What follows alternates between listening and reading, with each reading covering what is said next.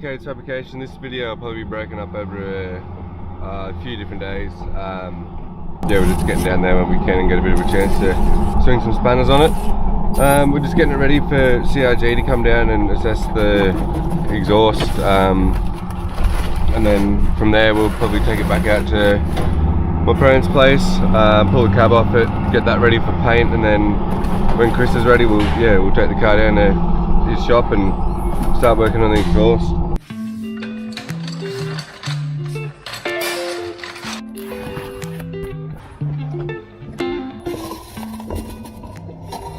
Outlaw Speed Shop sorting us out again. Yeah, they're over in South Australia. Make sure you jump on and check them out. They've got a massive store over there with a huge range.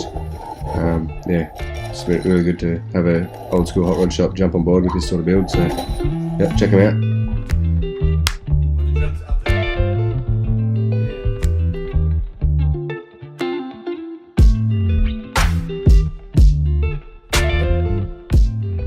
Should get enough height out of this now, so he should be close to 480mm high, I'd say, which should give us clearance over the roof.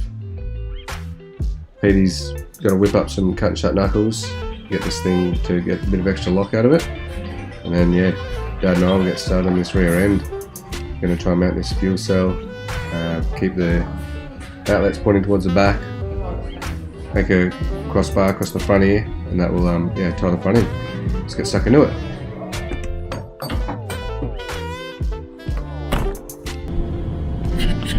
Just heading down to pick up our tail shaft. Got a call last week and he's got it all sorted.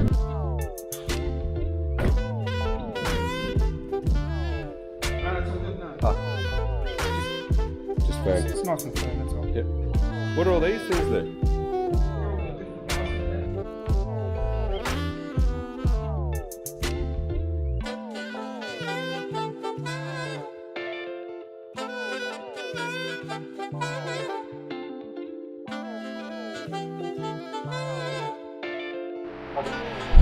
Right? Yeah, Betty, we're gonna have to use this box and just put little tags. You're gonna go under the tank. And just put little tags here, and then it'll be a full piece at the back to bolt through. Yeah, that's right.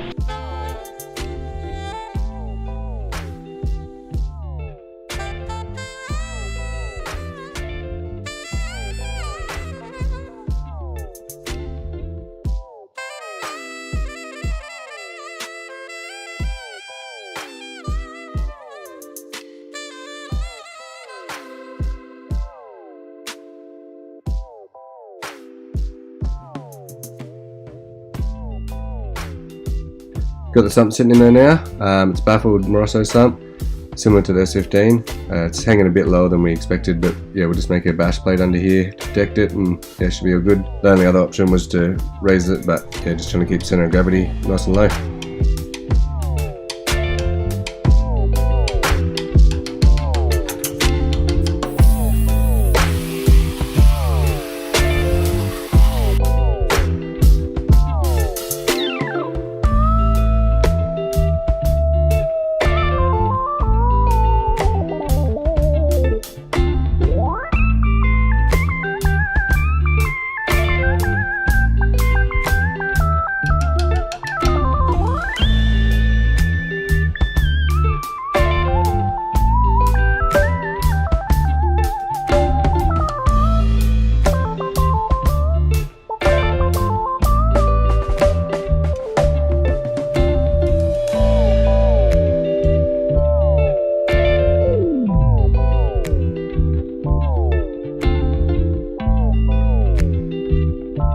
It's going to be a tight old fit in here, but we've pushed the floor pan up as hard as we can to what will be the gearbox tunnel.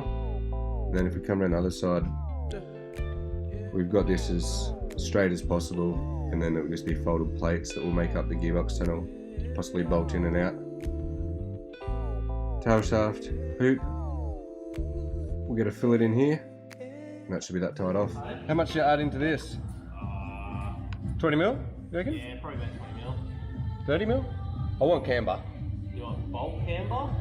You want it to handle like shit? No. Probably 20mm 30mm. Baby, like, oh, How'd you do the thing? The way that you do it, and she ain't even show nothing. She be walking around. So we've decided to go with the R33 brakes over the standard super brakes. So we're going to cut this off here. Just probably not that angle, we'll end up rounding it, but we'll cut that off through here so we can save it, just in case we've got to weld it on. But we've got this point here that if we bring this all the way down, it'll sit there, which means it will sit dead center of that hole and give us enough clearance on the brake, and yeah, be able to convert this over to the nicer looking Nissan brake.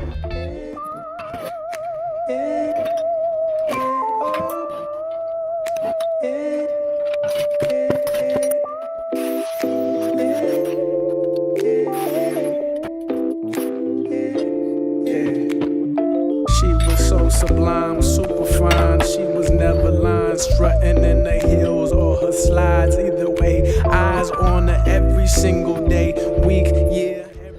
Pretty happy with how we got this sitting now. Yeah, I'll take it down to PD and show him what we've come up with, and yeah, get his eyes to run over it and finish it off.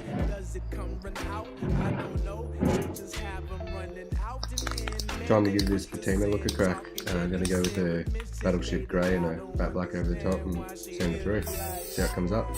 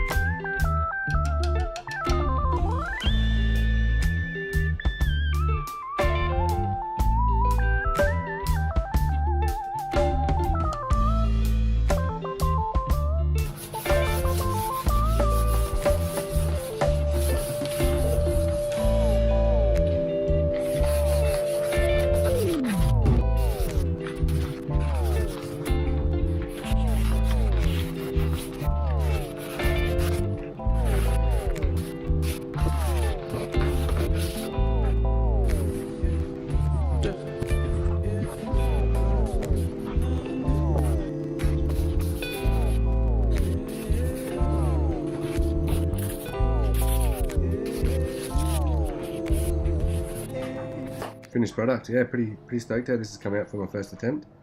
Yeah, keen to see what it looks like when the full body's done. But anyway, yeah, let us know what you think. Hit that subscribe button, and yeah, we'll try and keep these videos coming. Alright, enjoy this next bit.